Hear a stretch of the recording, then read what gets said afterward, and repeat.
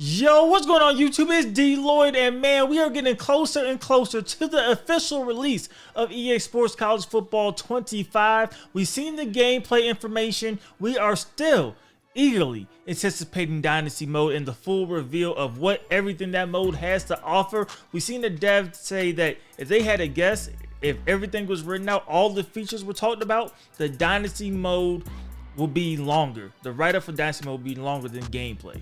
That is definitely exciting for Dynasty mode heads like myself. But I was sent over some potential leaks and information about somebody who alleges that they had an opportunity to test Dynasty mode out. So everything I'm going to say, take it with a grain of salt. This is not for me personally. I have not played the game. I have not touched Dynasty mode. I'm waiting just like y'all to get my hands on the game in a little over a month. But if this is true, what they are saying about Dynasty mode sounds promising, and I want to share that with you guys today. So just remember, take it with a grain of salt. Just cross our fingers that a lot of this stuff is true, and Dynasty mode could be very, very special. So let's go ahead and start things off with the very first thing that he said. He talked about the recruiting list and how recruits show up on said list. So if you look at NCAA Football 14, you remember every player had obviously 5-star, 4-star, the caliber star player.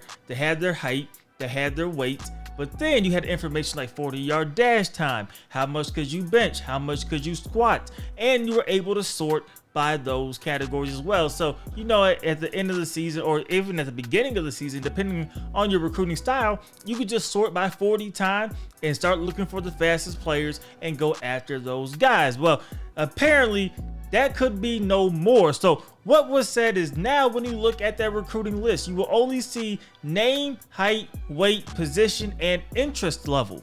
You will no longer see the 40-yard dash time, how much you squat, or how much you bench. And those will have to be acquired later by spending points on scouting, which definitely could make things a lot more difficult, a lot more realistic, and a lot more fun, in my opinion.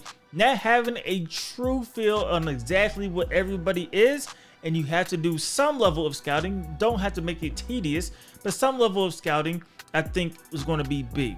I was one that loved the old systems where you had to really call a player every single week. You had to look at the grades and go from there. And I was also a fan of not really knowing 100% what the player's overall was until signing day. He got on campus. That's when you knew exactly if this player was a gem or a bust. That was the system I preferred. I know some people do prefer the NCAA 14 system where you can do the full scouting. You know exactly what a player is once you get them 100% scouted, and then there's really no surprise once you get them on campus. So that is something that he did talk about.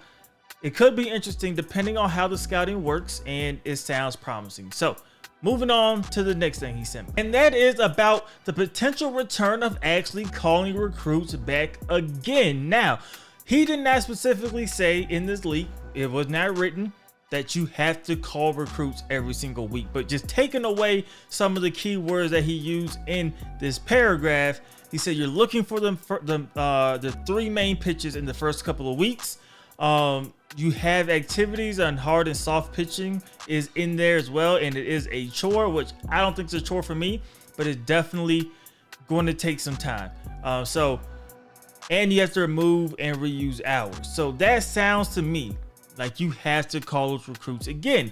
Something that also was talked about that sounds great is he had 20 players on the recruiting board. Week 9, he had 5 of those players signed. So players did not sign extremely quickly. It seems like it is almost a full season process to really get that entire recruiting class locked in. And of course, you have the transfer portal as well that can make things very, very interesting. And that is its own, you know, you got to divide, you know, the time between both, right? You can't just say, well, I guess you could just say I'm only focusing on the portal, or I'm only focusing on the high school recruiting class, but you want to be able to do both. And it sounds like calling players is back. It sounds like you have to hard sell or soft sell and find the pitches. What are they interested in? Does it match up what your school is good at? Those are the things that I loved. And if that is back, I'm super excited.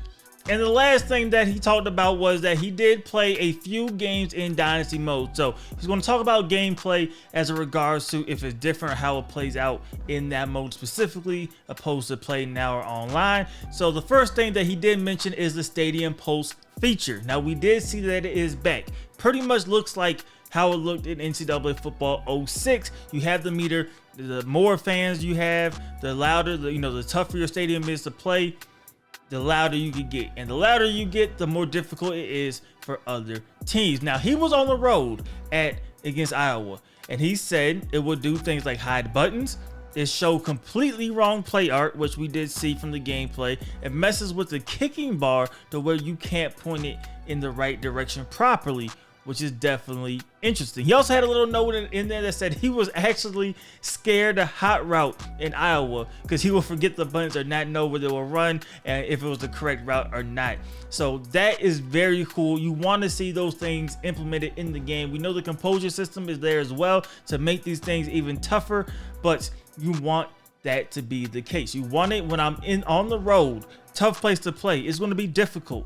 And it looks like that is the case, but it's not impossible. He says after big plays, it did reduce the meter and you could be okay, but he kept messing up. So the game ended up going into overtime, which is funny. At home, he couldn't really tell if his home field was making a big impact because he played FCS Northeast. So he did not get to tell too much. It's FCS. You should beat them regardless. So that's most of the information that I was able to read from this post, man. It sounds like they are in the right direction. Obviously not a whole lot of information. We should get way more information soon when it comes to the Dynasty mode. We know Madden reveal is probably going to take over this week when we get the cover, which already leaked. I'm not going to spoil it just in case you have not seen it, but we have seen that online thanks to GameStop. We know what the cover is, and it looks like we should get a little bit either of a gameplay reveal trailer teaser at the end of the week. I believe the 13th is the scheduled day for that. So I'll probably go live so we can check that out live together, man. But you guys let me know what you guys think about some of this stuff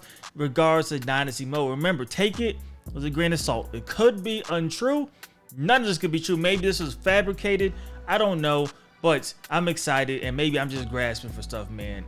It sounds legit, and it sounds like it could be a couple of great features and just a great mode that I'm going to spend hundreds upon hundreds of hours in. So let me know you guys' thoughts and opinions in the comment section below. As usual, I hope you guys did enjoy the video. If you did, please do me a favor, go ahead and leave this video a like. It helps me out a lot, and subscribe if you haven't already.